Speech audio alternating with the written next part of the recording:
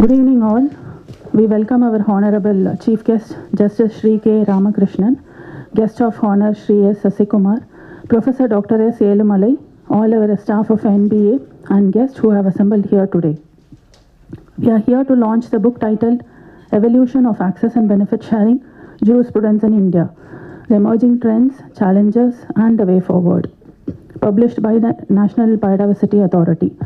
This book has been jointly authored by Professor Dr. S.Elumalai from School of Excellence in Law, Ambedkar Law University, and J.Justin Mohan, Secretary, National Biodiversity Authority. Let us now rise for the Tamil Thai Valttu.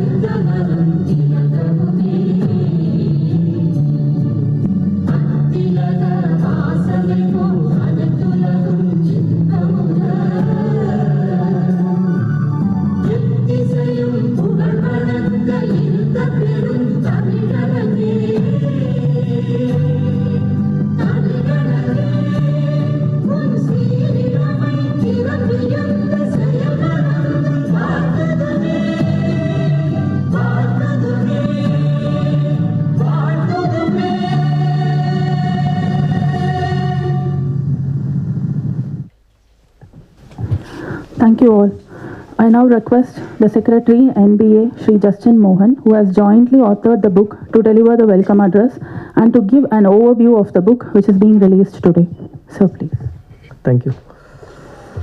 Chief guest of today's program, Honorable Justice K.Ramakrishnan sir, Judge of the National Green Tribunal, Southern Zone, Chennai. Guest of Honor, Shri S.Sasikumar, Deputy Inspector General of Forests, Ministry of Environment, Forests and Climate Change, based in Chennai. My own colleagues from the National Biodiversity Authority, Dr. S.Elumalai, who has co-authored this book along with me, students from the School of Excellence, Dr. Ambedkar Law University, Chennai, guests who have assembled here from different parts of Tamil Nadu. I welcome you on behalf of the National Biodiversity Authority to this momentous occasion when NBA is going to launch a book titled Evolution of Access and Benefit Sharing Mechanism in India, Emerging Trends, Emerging Challenges, Trends and Way Forward. This book was authored by Dr. S.Elumalai and myself. It took about 7 to 8 months to finalize this book. And this is being published as an official document of the National Biodiversity Authority. And for this book, the foreword has been given by Justice Ramasubramanian of the Supreme Court of India. And we have tried to cover a 360-degree of the access and benefit sharing mechanism and how it has moved from legislation after legislation in India. The spark for writing this book occurred when I met Dr. S.Elumalai a few months back after he received the President's Award last year for extraordinary contribution to legal academics. At that time, I was discussing with Dr. Elumalai and to explore the possibility of writing a book together on ABS. And I'm happy that we have come up with a nice document covering almost all aspects of access and benefit sharing. And we have traced the evolution of ABS in India. And the idea is to send a message to the world that the Government of India and India as such has been taking care of the tribal communities, the farmers, the rural communities, the forest dwelling communities, not only since independence but prior to that also. So what we have tried is we have taken 10 legislations right from Indian Forest Act, Forest Conservation Act, Wildlife Protection Act, the Protection of Plant Varieties and Farmers' Rights Act, the Indian Patents Act, the Tamil Nadu Forest Act, and so on. We have tried to analyze what are the rights, privileges, and concessions that have been provided under different legislations for our communities, and how this has culminated in the Biological Diversity Act. As you all know, the hallmark of the Convention on Biological Diversity is the access and benefit sharing mechanism. It's a very simple concept that when a person or an entity which is accessing a biological resource from a tribal community or from a farming community, the concerned community does not know the actual value of the raw material which is supplied to the user. So the Convention on Biological Diversity simply states that whenever someone is accessing any resource, they will have to share a portion of their benefits as benefit sharing to the communities who actually help them in their business. So this is the access and benefit sharing mechanism. The idea is the people who receive this legal incentive under the Biological Diversity Act, once they come to know that an additional incentive is being received on account of a particular species, they will take an added interest to protect, propagate, or cultivate that species. So that is the basis of this access and benefit sharing mechanism. Though it has been there in different legislations in the form of concessions and benefits or rights, privileges, but it has been explicitly mentioned in the Biological Diversity Act, and it is up to the companies who are actually accessing these resources to pay up to 0.5% of their gains to the people who are supporting them in their business. So this also ensures a sustainable way of conserving our biological resources which have commercial value. So the idea of bringing out this book is also to send a message to all the stakeholders involved in biodiversity conservation, particularly the executive, the officials of the line departments, whether it is Agriculture Department, Forest Department, Animal Husbandry Department, Fisheries Department, and so on. Also to the officials of the state biodiversity boards and to the biodiversity management committees, and also to the student community, particularly the students who are pursuing law and other biological sciences like agriculture, veterinary science, medicine, botany, zoology, microbiology, and other life sciences.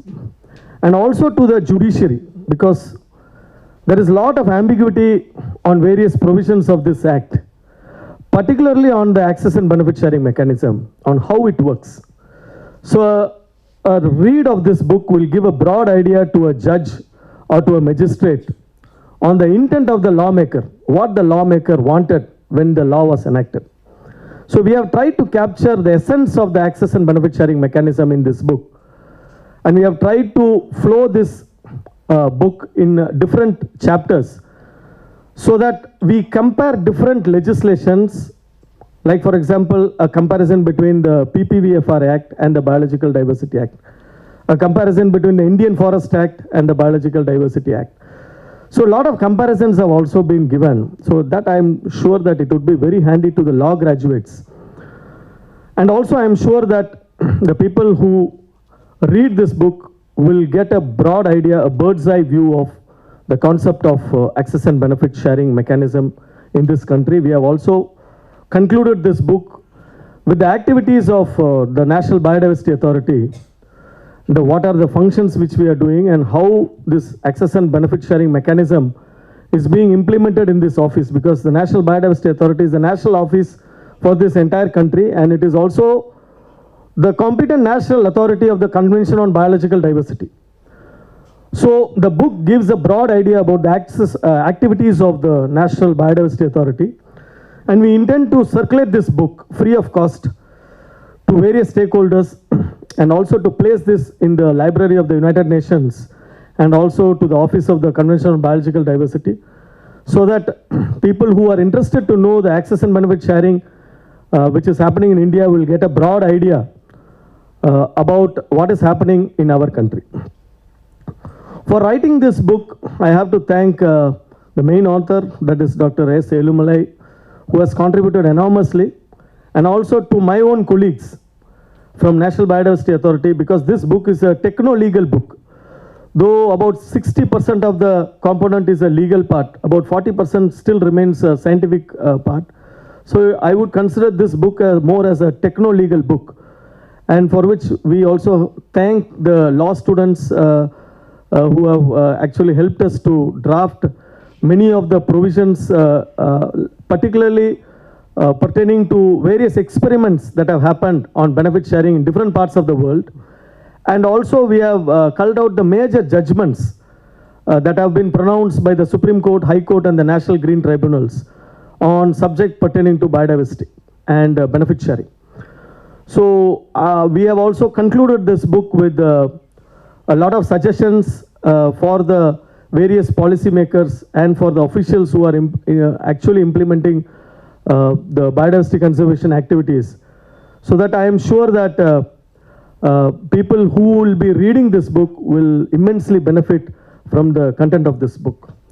With this brief introduction, I move to my duty of formally inviting the dignitaries. When this book was formally finalized, we got the approval from our chairman, green signal for launching this book, and also we obtained the ISBN number. And then the next process was to launch this book in a formal program. I personally felt that the Honorable National Green Tribunal, Chennai, will be the judge who can formally inaugurate this book, because on all matters pertaining to biodiversity, the Honorable National Green Tribunal is the appellant court. So anyone who is aggrieved with any decision of the National Biodiversity Authority or the State Biodiversity Board, under section 52A, they have to approach the National Green Tribunal. So when I approached Honorable Justice Ramakrishnan sir last week, he readily consented to launch this book, and that is why we are here today. On behalf of the National Biodiversity Authority, and on my own behalf and on the behalf of all of you, I formally welcome Shri K.Ramakrishnan sir, Honorable Justice from the National Green Tribunal, Chennai. Sir, we are very honored with your presence today, sir.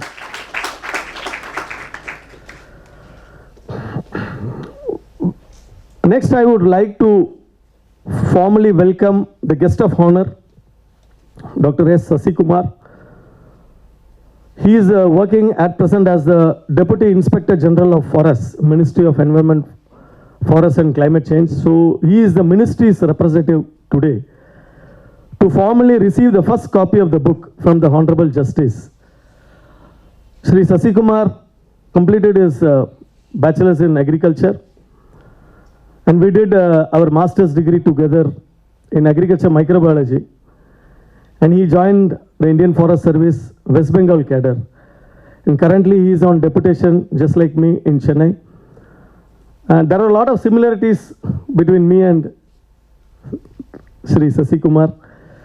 He is also a law graduate. He completed his law from the University of Calcutta. So he is both a technical as well as a legal person. And we were actually playing football in those days. Both of us represented our college football teams. When I was just remembering when he came here. So when I was captaining our college football team, he was captaining his college football team. And he was a very terrific forward player those days. So I used to tell my colleagues to mark this person, 2-3 people. That is the level of game he had those days. I am really happy that my friend is here today to be as the guest of honor for this program. I warmly welcome Shri Sasikumar on behalf of the National Biodiversity Authority and on behalf of all of you and on my own behalf for this function to be our guest of honor.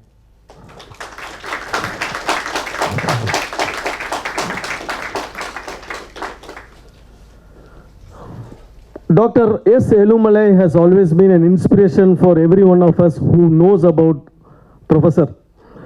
When I first met him, I was amazed at his knowledge, particularly the authority on the subject of environment and biodiversity. And his students, some of them who are working here in NBA, used to tell me that they are normally spellbound by his lectures. When he takes a class, there would be pin drop silence in the lecture hall to hear what he says. He is an inspiration for all of us. Last year, I am sure that all of you remember when we invited him here to honor him after he received the President's Award for extraordinary contribution to legal academics. And when I approached him for writing this book, he readily agreed and contributed immensely by undertaking a lot of research with his team of students to come up with a lot of inputs. So his resources were invaluable for this book. So on my own behalf, as well as on your behalf, as well as on behalf of the National Biodiversity Authority, formally welcome Dr. Professor S.Elumalai, Professor, School of Excellence in Law, Dr. Ambedkar Law University, who has come here to cherish us in this momentous occasion of the National Biodiversity Authority. I warmly welcome Shri S.Elumalai, sir.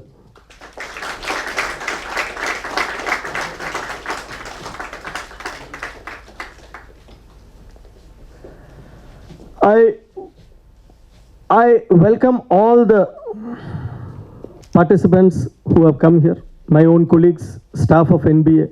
Without you, nothing can move in NBA. You are the greatest inspiration for me and for the administration here. I welcome all the section heads, all the officials, young professionals, interns, all the outsourced staff, all the guests who have come from different parts of Tamil Nadu, particularly Dr. A.S. Prabhu, who have contributed us with a lot of very good photos on biodiversity. Also, S.Sasikumar, who gave us a lot of inputs and also photos. And the guests from the School of Excellence in Law, students who have come here, faculties. I warmly welcome you on behalf of the National Biodiversity Authority. I'm sure that you will enjoy the program, and I thank all of you from my heart for taking out of your time, precious time, to come for this program. Thank you very much. Thank you, sir. I now request Dr. S.Elumalai, Professor from School of Excellence in Law, Tamil Nadu Dr. Ambedkar Law University, to deliver his special address and to share his experience in writing the book. Sir. அவையில் வீற்றிருக்கும் அனைவருக்கும் முதற்கண் வணக்கம். Very pleasant good evening to everyone. Biodiversity is spiritual, cultural, aesthetic. It covers everything in this world, and that's why this world is called as biosphere. There is no single discipline associated with this. It's a multidiscipline, and our people such as Mohan sir, S.Sasikumar ji, above all our lordship, God has vested with them greater amount of wisdom in all these fields, because they have championed not in single discipline more than several disciplines. That is the embodiment of biodiversity. And sir said, my contribution is very little actually. Many of you have contributed here, and I remember a few things. There is a gentleman called Dr. Paul Cox. In my humble opinion, he happens to be very pioneering in this field. Even Justice Hon'ble Judge Shri V.Ramasubramanian sir, his lordship, is kind enough to mention this in his foreword about his valuable contribution, Paul Cox's contribution, because before CBD, he has executed the ABS in reality what the modern ABS system as it is. Our Tamil culture is very pioneering in protecting all these three objectives of Biodiversity Act as well as CBD. We have captured all those things. See, Vadiya Pairai Kandapodellam Vadinen. See, this, all these people are agriculture basically, agri scientists. That's very important. And we have this Pari Ori story. One person has gifted his shawl to save a peacock. Another person has saved a dove. Mananidhi Choran, we have come across. Sibi Chakravarti, I'm sorry. Many things is known how we respect each and every species in this world. And we respect them almost like God. This habit should continue. And sir, let me tell you, you have created history today. This is to Secretary. And I am thanking everyone, including the Secretary and all his staffs. For the scarcity of time, I don't name you, but everyone has contributed. We are celebrating the 75th anniversary of our independence. And almost 20 years are over after the creation of this National Biodiversity Authority. So let me tell you, NBA has made a lot of publications. You have an important mandate under Section 18. And the corresponding mandate is also there in the heading of CEPA, Communication, Education, Publication and Awareness under the CBD and Nagoya Protocol. And we have several provisions in the rules. A, to promote research and development in various fields, including law. B, to disseminate this knowledge. C, to train the various stakeholders. Sir, I am understanding that various literature and materials have been produced on other disciplines. With proud, I can tell you, this is a fit tribute to the Mother India and Mother Biodiversity to the whole world, that this book is the first ever such an attempt, at least in the field of law. So we are very, very indebted as a fraternity of law to you, sir, and to your entire team. I request all of you to give a big round of applause. In that endeavor, my students from the School of Excellence have also joined with their tiny hands. And whatever an iota of contribution, we are able to make it, through you. And as you have rightly pointed out, it shall be circulated to the UN member countries.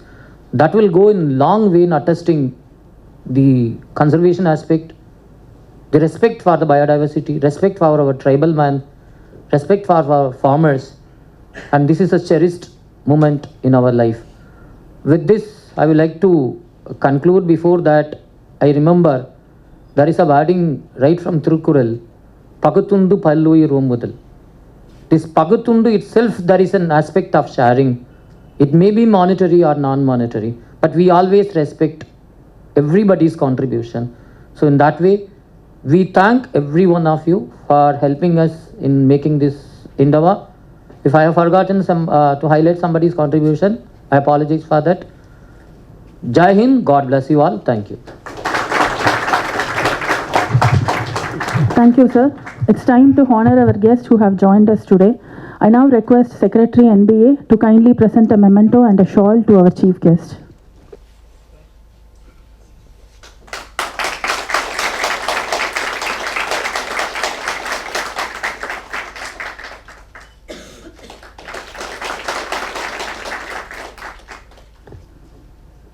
Thank you, sir.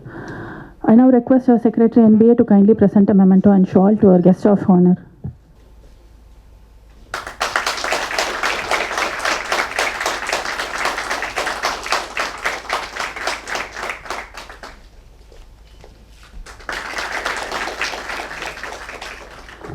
Thank you, sir. I now request our Secretary NBA to kindly present a memento and shawl to Professor Dr. S.Elumalai.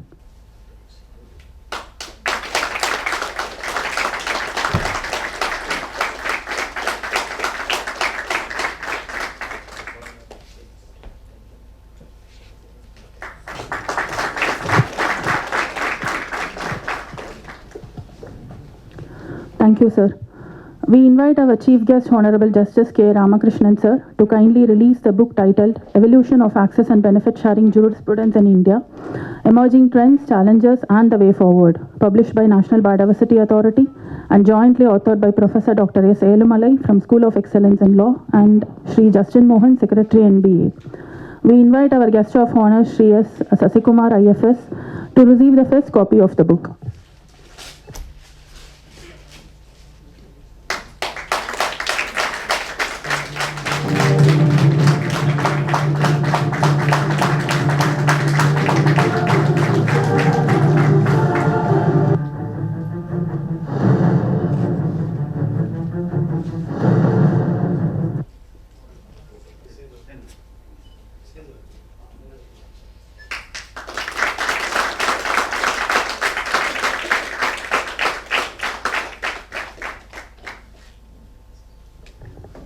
Thank you very much, sir.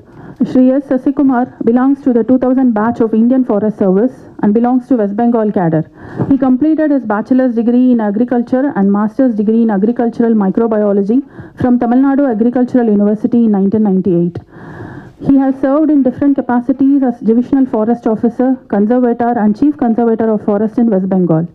He had served as Regional Passport Officer, Coimbatore for 5 years and in different capacities in the Ministry of Human Resource Development.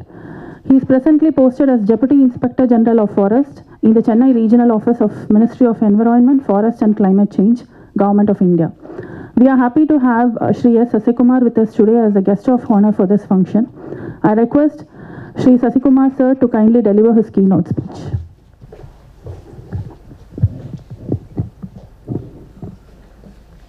Thank you. Respected and Honorable Lordship, the Honorable Judicial Member, NGT Chennai, sir, and respected and my beloved friend, Dr. Justin Mohan, IFS, Secretary, National Biodiversity Authority, and respected Dr.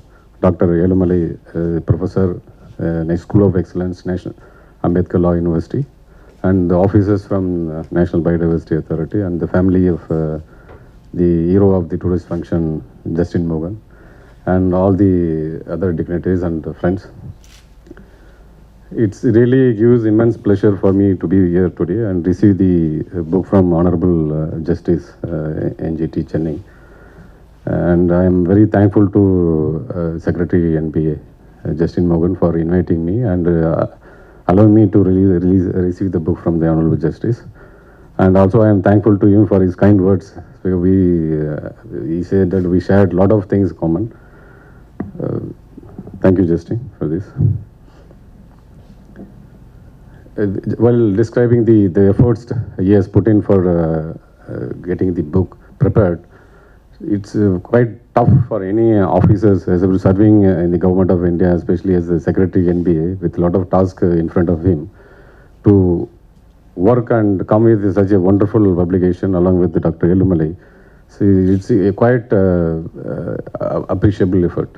He has put in more than 8 to 10 months of time for bringing in such a wonderful book. Really, it's worth for everyone to have a copy of it. And also, it is important for us to understand the access, how to access the biodiversity and how to get the benefit while accessing biodiversity from the forests. Thank you, the entire team, Dr. S.Elumalai and also Justin, for bringing such a wonderful publication. And see, we all friends, we know that the India being one of the mega biodiversity country in the world, we have a lot of importance for conservation of biodiversity as well.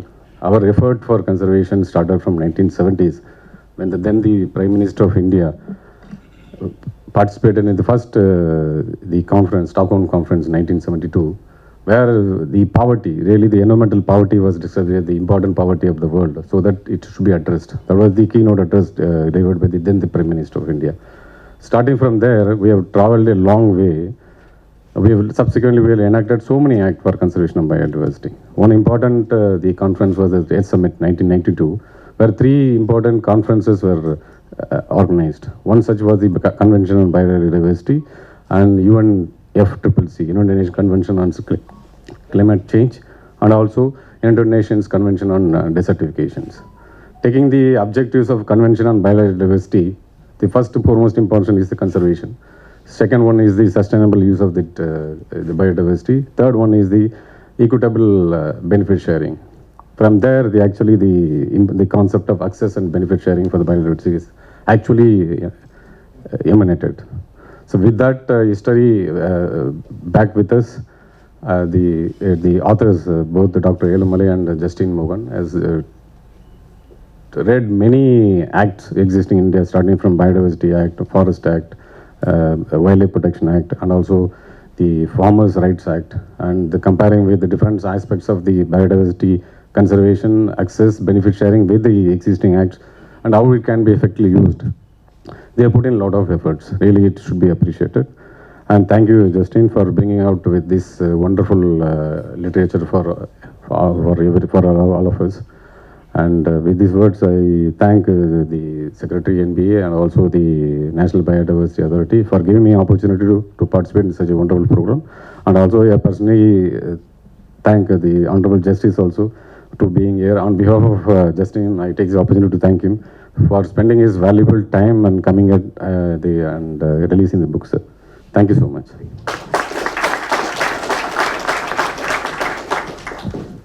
Thank you very much, sir, for your keynote address. Honorable Justice Shri K.Ramakrishnan, sir, was born on 9th October 1955. After completing his school education in Andhra Pradesh and Tamil Nadu, sir graduated from A.M. Jain College, Meenambakkam, Chennai.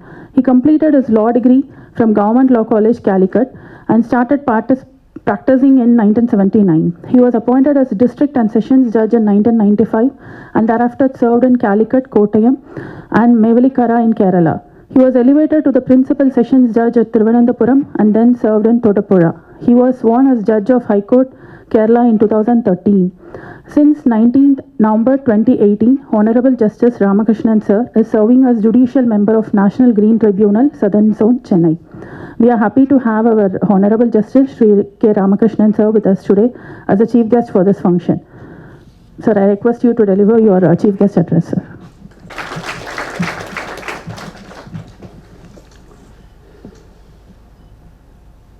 Since there is no president for the function, I treat Professor S.Elumalai as the president of the function because he is a befitable person, being a guru for the law students and also a person who is imparting legal knowledge and co-author of this book also along with Justin. Shri S.Elumalai, sir. Then the Chief Guest of the day, the Shri S.Sasikumar, my friend and the MBA Secretary, Shri Justice Martin, staff of NBA, other students of Excellence, School of Excellence, Ambedkar Law University, and other invitees, brothers and sisters, who are now gracing this function with your presence and blessings. When Justin approached me that he want my presence for the purpose of releasing the book, I thought that it is a privilege for me as a member of the National Green Tribunal who is dealing with the environmental issues, which also covers the Biological Diversity Act as well. And also this is an area where there is no good books available, though there are only few environmental laws. There is, if you say that only 5 or 6 laws are there, Environment Protection Act, the Water Act, Air Act, Biological Diversity Act, and thereafter in the EP Act there are sub-delegated legislations in the form of rules and notifications. But quite unfortunately, there are no books on each. There is commentary having book having commentary on these subjects.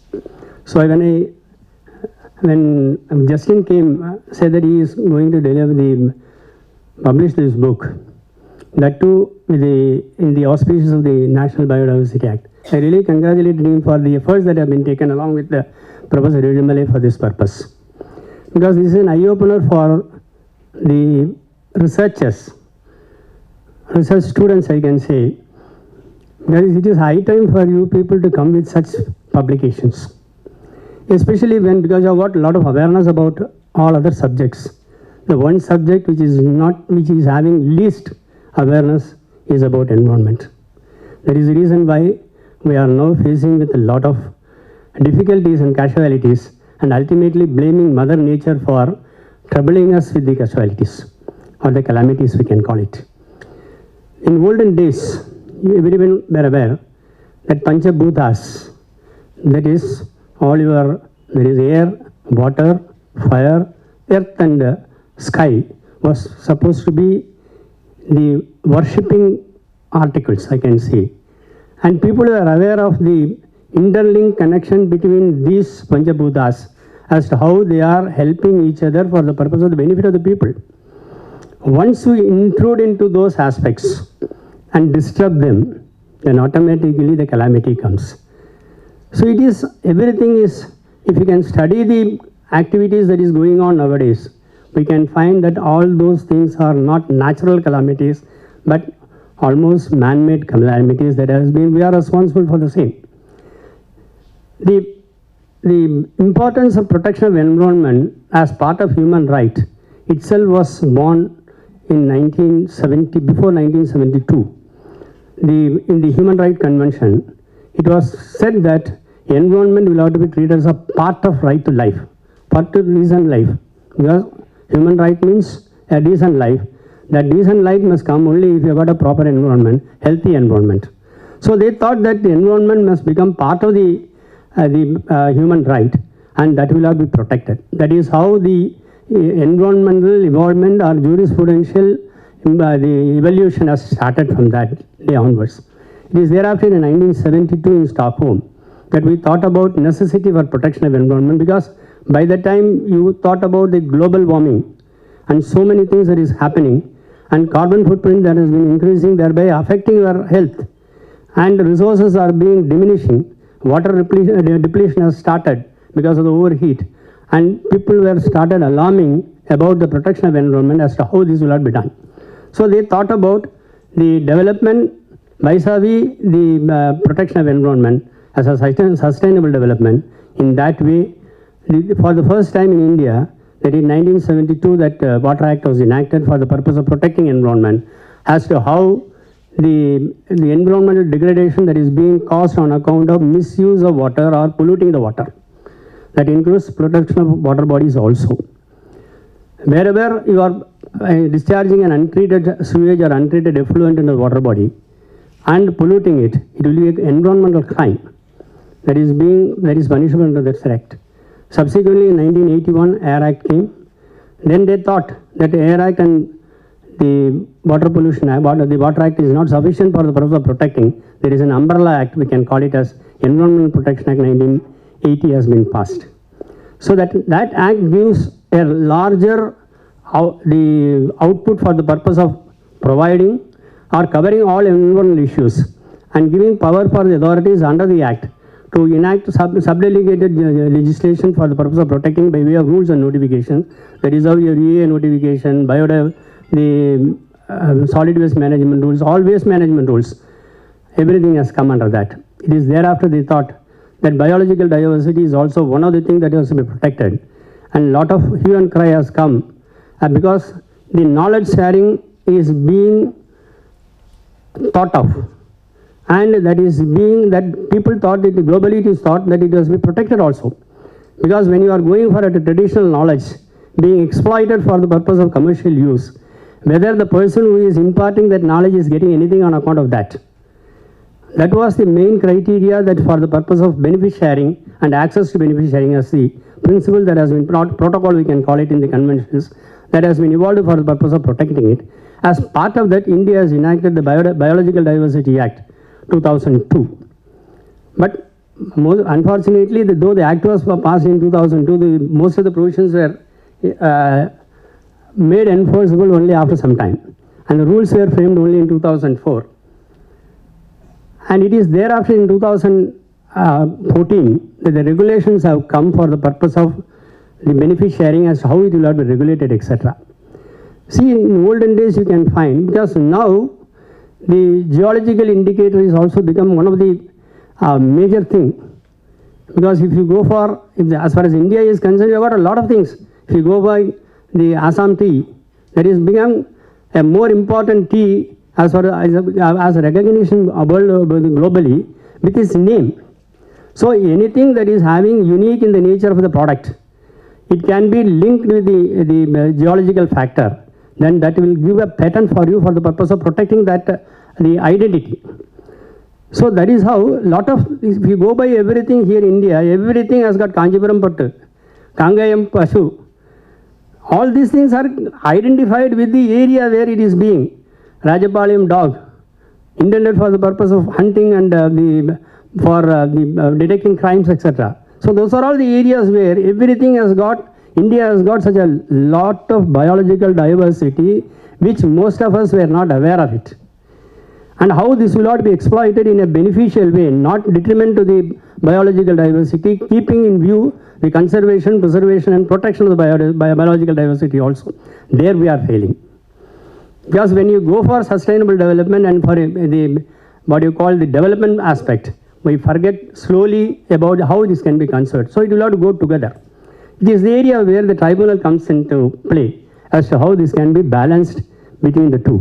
Because sustainable economic development also is required, and also the protection of environment is also there. Unless the environment is protected, your health will be affected. If there is nobody in the world to enjoy the development, there is no purpose in development.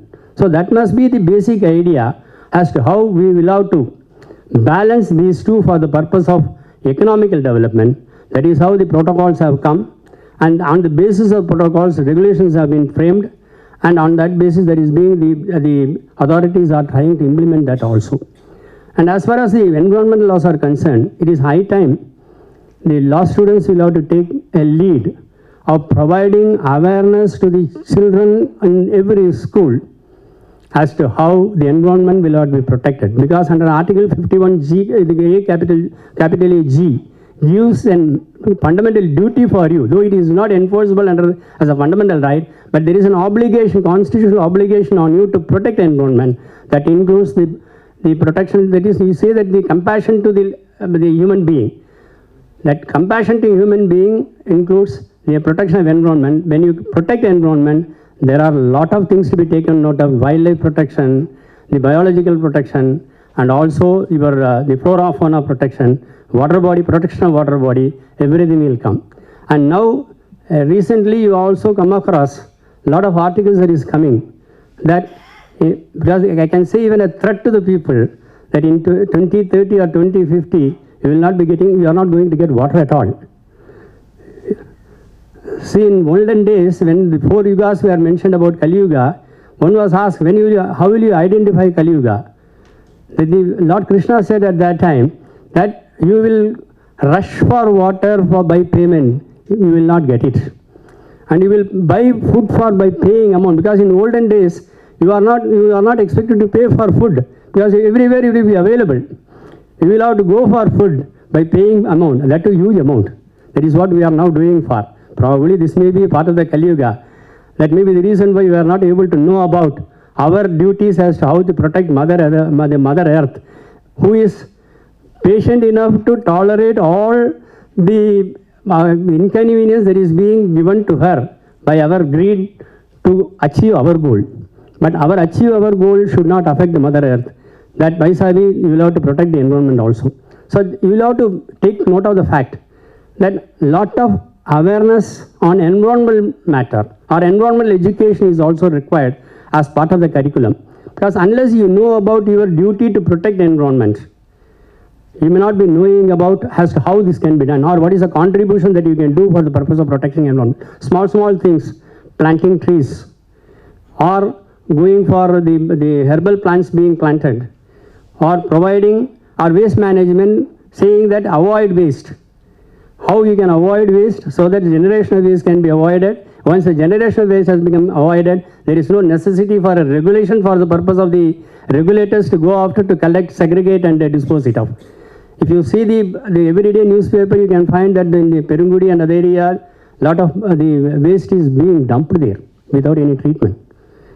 Due to the intervention of the National Tribunal, something is going on, then for the purpose of the biomining is going on. If you can able to segregate and collect everything in a proper manner and handing over to the regulator for the purpose of disposing it in a scientific manner, there is no question of generational waste arises. Similarly, the liquid waste, that is also if you can provide the STPs for the purpose of treating, and after treating it, if you discharge into the water bodies, after meeting the standard, then you will be getting enough water, because you are wasting the water. In foreign countries now they have understood the necessity for using the sustainable use of the treated water. And if you go to Singapore, you can even drink the water. You don't believe that they are not putting any water bottle or something. If you ask for a water, they say you can take the pipe water, you can drink it, because it is purely the treated water with the absolute standard. So that much courage they are able to say, when they are providing the treated water, how this can be done. So it is area where, and also the rainwater harvesting. This is one method. Even earlier, the tanks etc. The tanks etc. were being used as water sources, the water storing areas, and also they act as a rain harvesting system by themselves, and also thereby they are giving the groundwater system or groundwater level, the recharge of the groundwater system has been improved. But now, once because of the global warming, everything has lost its balance and you are losing everything. So it is high time for us to think about how to protect environment. What is the contribution that we can make for the purpose of protecting environment? And similarly, the Biological Diversity Act is also one, because it deals with the flora and fauna, and also lot of biological diversity, herbal things are available for the purpose of your own treatment. Because if you go to the Puttur, even without doing anything with herbals, they are able to treat the complicated fractures. Even today, the Palamaneer, I am told that there is one institution which is running for the purpose of treating the paralysis people with the herbal medicine. Everything depends upon faith as to how you can exploit it in a beneficial manner. And if that traditional knowledge, if that can be utilized in a sustainable manner for the purpose of protecting the society as such, by sharing or providing certain benefit for them also, sharing the benefit, I can say profit sharing, because you are diplomatically saying that the benefit sharing, but it is a profit sharing when the traditional knowledge is being exploited for a commercial purpose as a business purpose. Why can't the person who is exploiting this knowledge pay something about for the person who is imparting the knowledge to you, which were not being exploited earlier? That is for the benefit of the society. So this is the area where how this can be used. See, if you go by the provisions of the Biological Diversity Act, this is one act I can say has been enacted with all foreseeability of how the protection, the biological diversity can be protected. It goes to the grassroots level.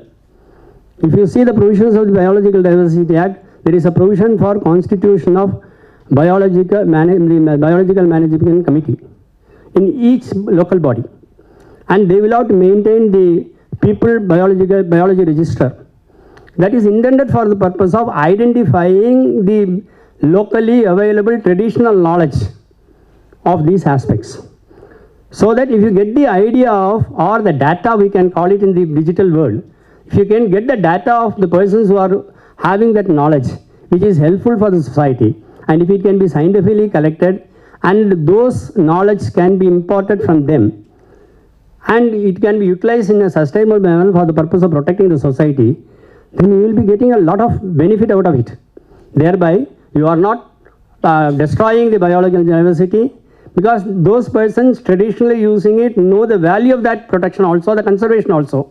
See, once you go for exploitation, thinking only the development and economy on economical prospects that is going, you are going to get it, then you will forget everything. But the person who is doing it, that is the reason why the tribal people are being given the same right to protect the forest, and they have been given the dwellers' right in the Forest Act of 2006.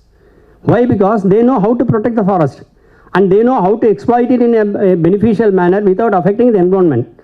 So those knowledges as to how the environment and the biological diversity can be protected, if it can be learned from them and if it can be sustainably used, I think that Mother Earth will be happy, and we will also be equally happy to be an enjoyable person with a healthy environment, and that will give you a lot of input for the purpose also.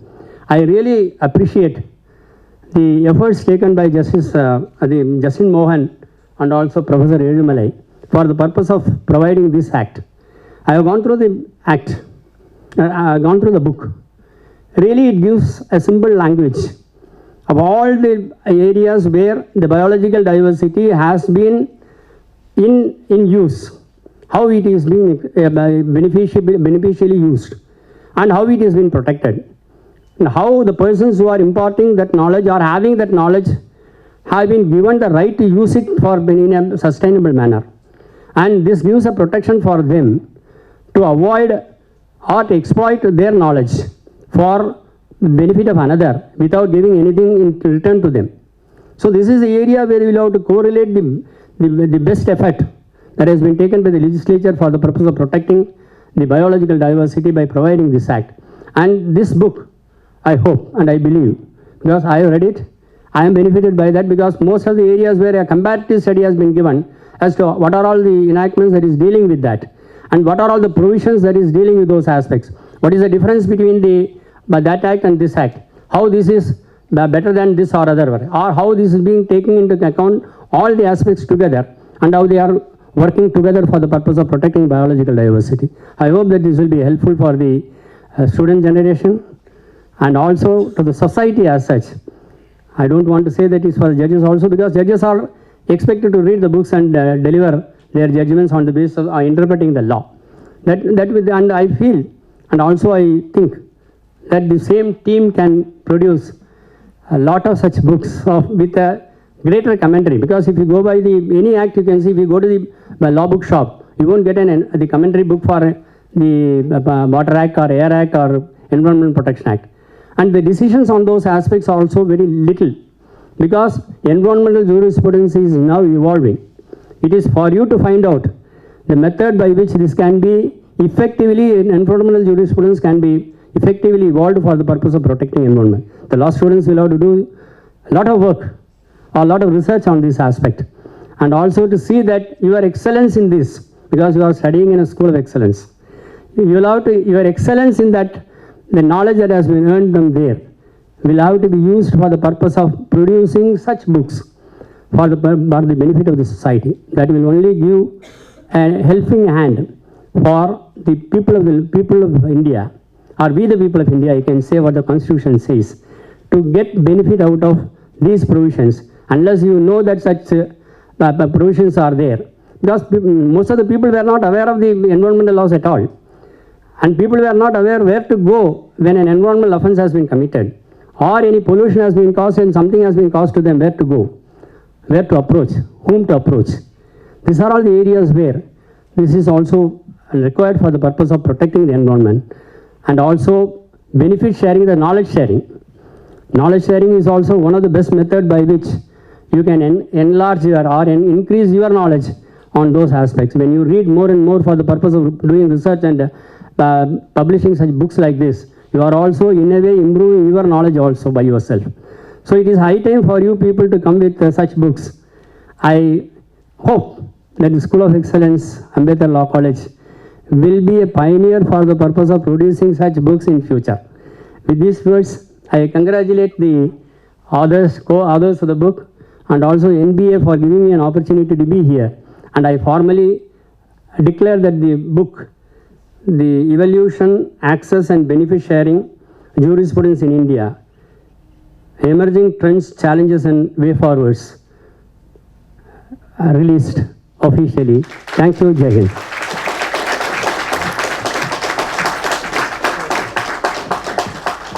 Thank you very much, sir, for your thought-provoking message.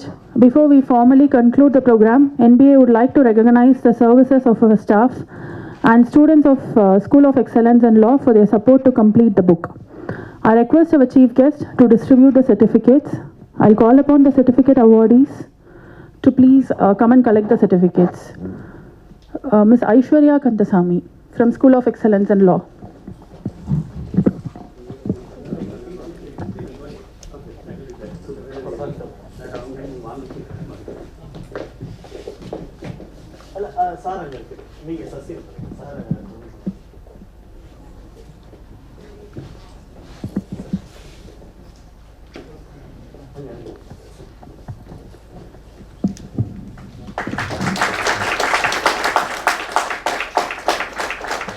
Ms. Sushmita Shri, School of Excellence and Law.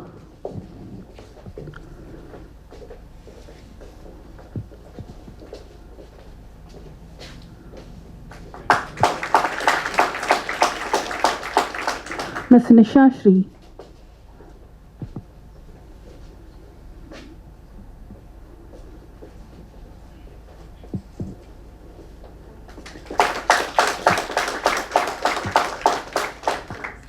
Dr. Animu Sengodan Prabhu. He has come from Tirchangodu to attend the program. He has shared his photos of wildlife for this book.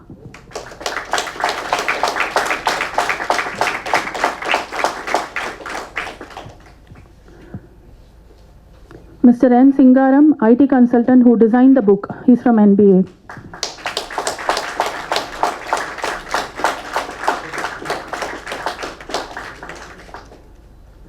Dr. K.P. Raghuram, technical officer, benefit sharing. He's from NBA.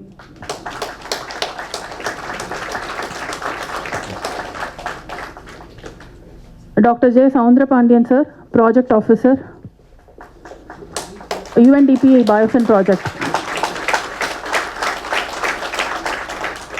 Dr. Sundar Rajan, legal consultant. He's from NBA.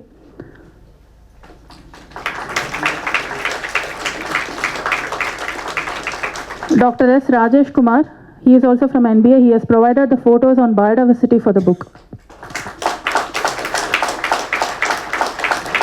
Mr. Satish, young professional from NBA.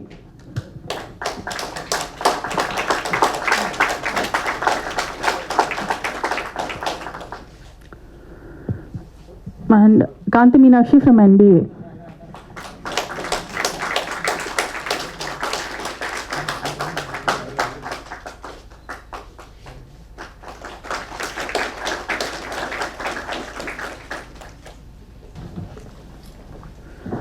Thank you very much, sir.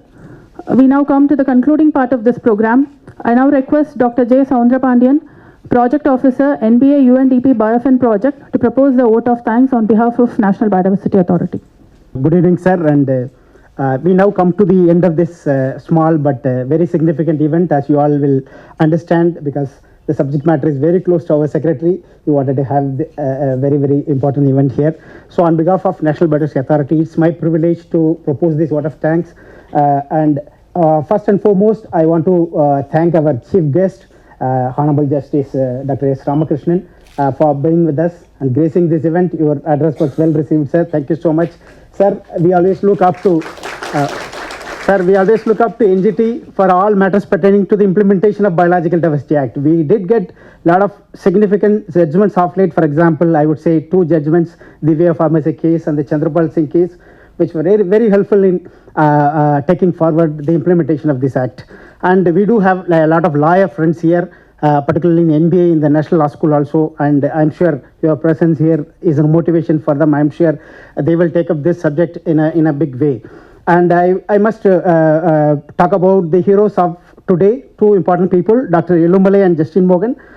They are not simply the academic people. Basically, they are the practitioner of what is dealt under this particular book, actually ABS. Dr. S.Elumalai has been a member of the NBA Expert Committee on Accession and Benefit Sharing for more than 10 years, as far as I know. And there is nobody better in India to write a book on this subject than him. And I must tell Sir, Justin Mohan sir is here for more than 2.5 years, but he has signed more than 2,000 ABS agreements following the due process of pick and mat, which is not an easy thing. If you deal with one application, you will understand what a difficulty it is. And he is particular that the ABS flows to the community. Basically, his contribution to NBA has been the delivery of ABS to the community development and its conservation. And we are pleased to have in our midst Shri S.Sasikumar sir, who is the DIG of IRO Regional Office MOFCC. Sir, thank you for your presence and your address.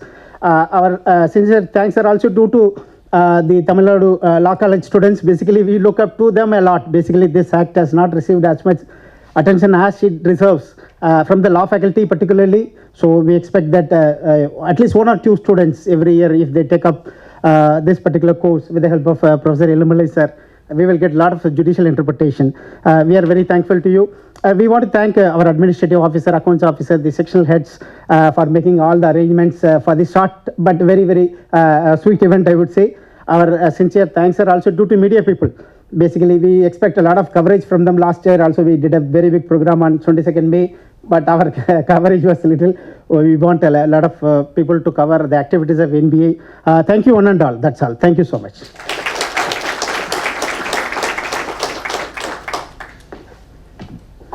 Thank you very much, sir.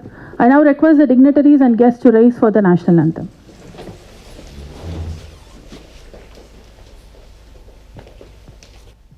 जनगण मन अधिनायक जय हे भारत भाग्य विधाता पंजाब सिंध गुजरात मराठा द्राविड़ उत्कल बंगा विंध्य हिमाचल यमुना गंगा उज्जल जलधि तरंगा तव शुभ नामे जागे तव शुभ आशीष मागे गाहे तव जय गाथा जनगण मंगलदायक जय हे भारत भाग्य विधाता जय हे जय हे जय हे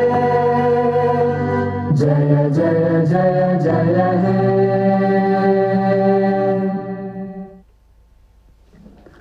The function has formally closed. Please join us for tea.